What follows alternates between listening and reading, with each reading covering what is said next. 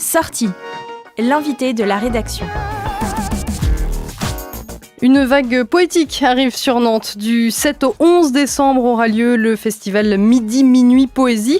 C'est organisé par la Maison de la Poésie à Nantes et donc entre autres par notre invitée en charge de la communication, Estelle Gaucher. Bonjour. Bonjour. Bienvenue en direct dans nos studios ici à Sonne. Bonjour Estelle Gaucher, c'est la 16e édition de ce rendez-vous Midi-Minuit Poésie que vous décrivez comme un cocktail verbal, musical, visuel au plus près du réel. Donc la poésie, ce n'est pas que du texte en fait. Non, en effet, ce festival a pour particularité d'associer à la poésie d'autres formes d'expression comme les arts visuels ou la musique qui lui sont proches en fait par essence, puisque un poème peut être à la fois sonore aussi ou également visuel, très graphique sur la page par exemple. Donc on tente dans ce festival de montrer les liens qui existent entre ces différents arts. Et il y en a plus qu'on ne le croit peut-être finalement. C'est vraiment intrinsèque à la création poétique. Donc, les auteurs s'emparent de différents médias, que ce soit aussi numérique, par exemple, parce que cette année, on invite une web revue, par exemple, une web revue de poésie qui se sert vraiment des ressorts du web pour créer tout le contenu. Oui, c'est une programmation assez dense qui est mise en place avec quelques propositions, comme je pense notamment à 100 titres de Clémentine Mellois. Oui, pardon, j'ai pas... Dans la programmation, je pense notamment à 100 titres de Clémentine Mellois. Est-ce que vous pouvez nous dire un petit mot justement sur la proposition de 100 titres. Donc, Clémentine Mellois pratique le détournement de graphique de couverture de romans de poche qu'on connaît tous, de grands classiques de la littérature française. Et elle les détourne via Photoshop pour en faire des jeux de mots, à la fois des jeux visuels. C'est très drôle. Elle en propose donc une exposition à la librairie des Bien-Aimés et ça se terminera par une rencontre avec elle le mercredi 7 décembre autour de ce travail et également une lecture d'un autre travail en cours. Ouais, parce que l'idée, c'est donc que ce 100 titres, on va le retrouver, il est visible tout du long du festival. Il y a d'autres rendez-vous qu'on retrouve comme ça très régulièrement. Je pense à les mains en l'air. Ça, c'est proposé par la Folie Kilomètre. C'est une compagnie de Marseille. Quel est le principe ? Alors, la Folie Kilomètre vient de nous proposer un atelier d'écriture qui se déroulera dans 3 lieux différents à Nantes. Donc, le mercredi, quartier des Dervalières, le jeudi 8, quartier Clotoro, Nantes Sud, et le vendredi à la gare SNCF. Donc, il s'agit d'inviter les habitants à venir adresser un message à la ville. Donc, c'est-à-dire, ils sont libres de venir écrire une courte phrase avec l'aide évidemment des membres de la compagnie, qui est ensuite affichée sur des grandes bulles en carton, fixé sur une tige de bambou et ça fait une sorte de pancarte de manifestants. Et la finalité, c'est d'inviter tous les participants à une grande déambulation dans le centre-ville vendredi soir à partir de 17h30 pour déjà donner à voir les messages et ensuite faire participer les gens à cette déambulation qui sera ponctuée de petites surprises tout au long du parcours. Cet aspect participatif sur un événement de poésie, ça peut parfois surprendre, mais c'est quelque chose que vous défendez, qu'on retrouve régulièrement dans vos programmations.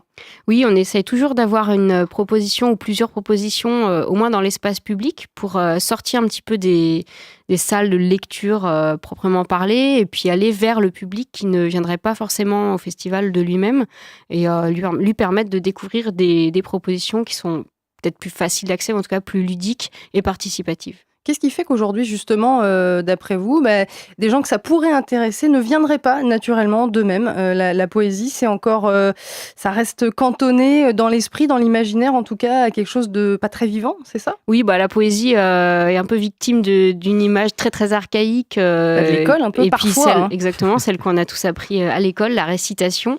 Et puis la poésie d'il y a 2 siècles surtout. Et oui, c'est ça, c'est qu'il n'y a pas que des auteurs morts, on a aussi plein d'auteurs contemporains. C'est exactement ça, il y a beaucoup d'auteurs qui sont vivants et qui écrivent aujourd'hui et qu'on invite et il y a énormément de choses à découvrir, il y a tellement de formes de poésie que même s'il y en a une qu'on n'aime pas, il y en a beaucoup qu'on appréciera par ailleurs. On a parlé donc de ces différentes propositions. On retrouve aussi, et c'est évident, des lectures concerts, des rencontres avec des auteurs, des artistes. Donc on parle de poésie contemporaine. Vous invitez aussi bien des auteurs français que des auteurs étrangers. Ça aussi, c'est une marque de fabrique chez vous. Oui, on ne se cantonne pas à la poésie française, il n'y a pas de raison. Il y a aussi des gens qui écrivent ailleurs dans le monde. Donc après, il y a bien sûr des raisons économiques qui font qu'ils ne sont pas la majorité dans notre programme. programmation. Là, quand même, ils viennent de Slovénie et d'Amérique du Nord. Voilà, tout à fait. Donc, on a 3 Américaines et un Slovène qui seront là sur le temps du festival. Et on profite de leur venue pour organiser, en partenariat avec d'autres structures en France, des lectures ailleurs. Donc, une sorte de tournée des auteurs dans différentes structures françaises. Vous pouvez nous les présenter un petit peu, ces auteurs étrangers, parce que là, pour le coup, on les connaît certainement pas ou très peu. Faut être honnête. Ouais. Alors, le Slovène s'appelle Tone Škrijanec. Je voulais vous le laisser, en fait. Merci. Alors, lui, il a une écriture plutôt dans la veine Beat Generation, donc assez à la fois un peu lyrique, mais très, très imagée, et puis des images qui s'entrechoquent, qui sont pas forcément attendues, très surprenantes. Il a une tête d'Iggy Pop, il est assez, c'est un personnage. Hein, c'est une belle comparaison. Ça aussi. Je pense que ce sera à voir. Donc, il fera une lecture bilingue au lieu unique le samedi 10 décembre. Et on invite également 3 Américaines le jeudi soir au Pannonica. Donc, toutes les 3, elles ont des écritures assez différentes. On invite Tonya Foster, qui est une black américaine, qui a une écriture vraiment très proche des préoccupations raciales, en fait, aux États-Unis. C'est une écriture très forte, très puissante, assez sonore. Et Tina Darag et Marcella Durand, donc elles deux, elles ont écrit un livre ensemble d'ailleurs. Leur écriture est plutôt formelle et un peu objective, dans la lignée de Francis Ponge, qui est un auteur français pour le coup, qu'on connaît peut-être un peu mieux. Mais ça reste en tout cas des choses qui sont, on va le dire clairement, accessibles. Enfin... Alors à chaque fois, c'est des lectures bilingues, hein, donc il y aura des textes en français déjà, parce que c'est pas facile dans la langue originale.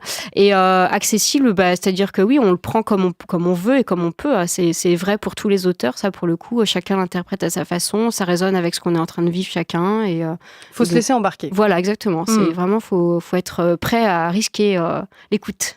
Hugo le disait tout à l'heure, vous décrivez le festival, donc on l'a dit, cocktail verbal, musical, visuel, au plus près du réel. Ce qu'on retrouvera peut-être de très près du réel, c'est cette question des migrations qui va être abordée notamment à travers un rendez-vous au château des Ducs de Bretagne. Oui, tout à fait. Donc cette année, on donne un espace de parole au-delà, on va dire, de la seule expression littéraire à 3 auteurs, donc Thomas Vino, Amandine André et Frank Smith, qui seront là le vendredi soir pour lire un texte qu'on leur a commandé, en fait, un texte inédit du coup, sur ce sujet-là. Alors c'est à la fois le sujet d'actualité, mais aussi la longue histoire de la migration dans le monde. Hein. Oui, c'est un sujet qui est vaste, voilà, forcément. C'est très très vaste, on leur laisse totalement libre cours pour l'appréhender. Et on aura donc à la fois la lecture de leur texte et ensuite ils échangeront sur ce thème avec Mathias Kusnerst de la revue Vacarme, qui est une revue de poésie et de littérature assez engagée. Donc sur cette thématique, ce sera un moment, je pense, assez fort dans ce qui va être dit, quoi. C'est des voix qu'on entend assez peu dans le champ médiatique, donc ça vaut le coup. Et qui ont certainement aussi une autre façon d'en parler, forcément. Voilà, tout à fait. Ouais.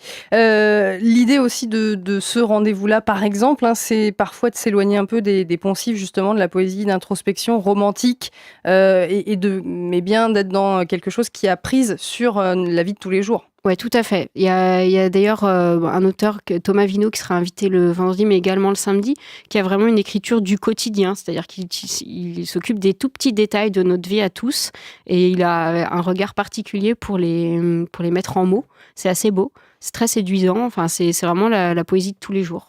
On l'a dit, Midi Minuit Poésie, c'est un programme qui est quand même assez dense. On ne peut pas être exhaustif, on ne peut pas citer tous les auteurs. Est-ce qu'il y en a une qu'on aurait oubliée et que vous aviez vraiment envie de mettre en avant dans cette interview ce soir ? Alors, on n'avait en effet pas tout cité. Oui. Hein, nous, on est curieux à la Maison de la Poésie de découvrir le duo Amandine André et Hélène Bréchamp qui aura lieu. Donc, c'est une lecture-concert, puisque Hélène Bréchamp est une harpiste, qui aura lieu le samedi au lieu unique. C'est une première, puisqu'Amandine André, qui a déjà fait des lectures publiques, n'a jamais testé la lecture en concert, la lecture concert accompagnée d'un musicien. Et c'est une rencontre de 2 personnalités très fortes, de 2 objets très forts, à la fois la lecture d'Amandine et le jeu de Hélène Bréchamp à la harpe. Donc on est curieux de voir ce que ça va donner. Ce rendez-vous-là sera au lieu unique. Un dernier mot, si je ne dis pas de bêtises, la Maison de la Poésie est née en 1986. C'est ça. Vous avez 30 ans cette année. On fête nos 30 ans cette année, tout à fait. Il y a des choses qui arrivent ? C'est-à-dire qu'on n'a pas forcément proposé d'événements pour les 30 ans. On l'a signifié quand même dans nos outils de com, on va dire. On continue d'évoluer dans ce qui se fait aujourd'hui. L'activité évolue un petit peu chaque année en fonction des idées de chacun, de ce qu'on trouve. Voilà, ça fait en effet 30 ans, donc une belle histoire, beaucoup d'évolution. Et ça va continuer, d'après ce qu'on comprend. C'est ça, c'est tout ce qu'on vous souhaite. Midi, minuit, poésie, c'est donc du 7 au 11 décembre à Nantes. Il y a beaucoup de propositions gratuites, je le souligne. Et puis, vous retrouverez toutes les infos nécessaires sur le site dédié www.midi-minuit-poésie-toutattaché.com. Merci beaucoup, Estelle Gaucher, d'avoir été notre invitée. Info, culture, musique. C'est le 17-19 de Sun.